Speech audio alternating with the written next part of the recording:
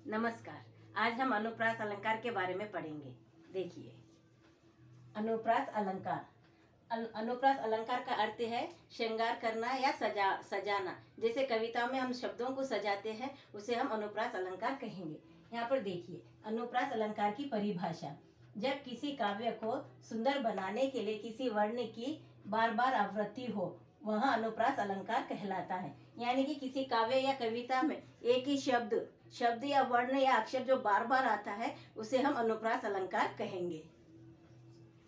अनुप्रास अलंकार का शाब्दिक अर्थ है। शाब्दिक का अर्थ है, शब्द का अर्थ है सजावट, श्रृंगार, आभूषण, गहना आदि। यानी कि जैसे हम सजाते हैं, किसी भी वस्तु को या चीज को सजाते हैं, तो उसे हम कहेंगे, जैसे कि किसी लड़की को हम गहनों से सजाते हैं, जेवरात पहनते हैं, तो उसे हम आभूषण भी कहेंगे। वैसे ही कविता में जब हम सजाते हैं, तो उनको नए नए शब्दों से सजाते हैं, तो उसे हम अनुप्रास अलंकार कहेंगे।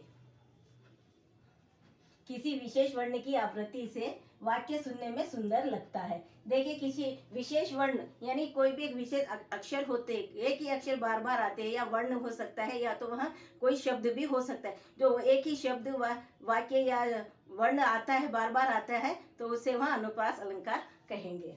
उदाहरण देखिए, छलिया छबीले छैल और छवि छवे गए। यहाँ पर देखिए, छलिया का छ, ये भी अनुप्रास अलंकार है, और यहाँ भी छ है। यहाँ पे छैल और छवि, ये जो अक्षर है वहाँ अनुप्रास अलंकार कहलाएंगे, जो एक ही कविता के वाक्य में यहाँ पर बार बार दोहराए गए हैं।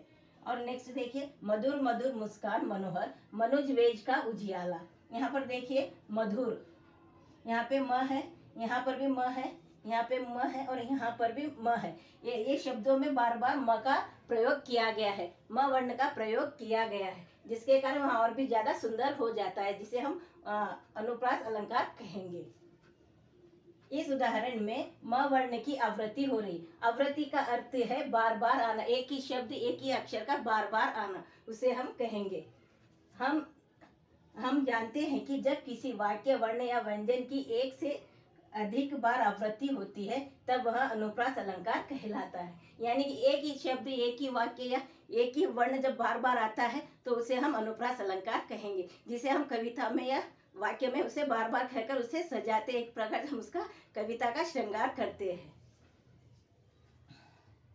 चारू चंद्र की चंचल किरणें खेल रही थी जलथल में। यहाँ पर देखिए, चारू, यहाँ पर भी च आया है, चंद्र में भी च है, और चंचल यहाँ पर भी अक्षरों का प्रयोग किया गया, जो बार बार आया है, तो उसे हम अनुप्रास अलंकार कहेंगे। इस प्रकार वाक्य में शब्दों का श्रृंगार करने से काव्य की विशेषता बढ़ जाती है। इसी प्रकार के हम कविताओं में जब शब्दों से सजाते हैं, एक अक्षरों से, शब्दों से या सजाते हैं, तो उससे क्या होता है, कविता की विशेषता बढ़ जाती है, क्योंकि उसमें चमत्कार जैसे भावनाएं आ जाती है, उसमें कई प्रकार की विशेषताएं आ जाती है। इसी प्रकार के अलंकार को हम यहाँ पर अनुप्रास अलंकार कहेंगे। Thank you. और इसी प्रकार के वीडियोस देखते रहने के लिए सब्सक्राइब कीजिए, कमेंट भी कीजिए, और अपने विचार हम तक पहुंचाने के लिए कमेंट जरूर कीजिएगा, और सब्सक्राइब करना बिल्कुल ना भूलें। Thank you.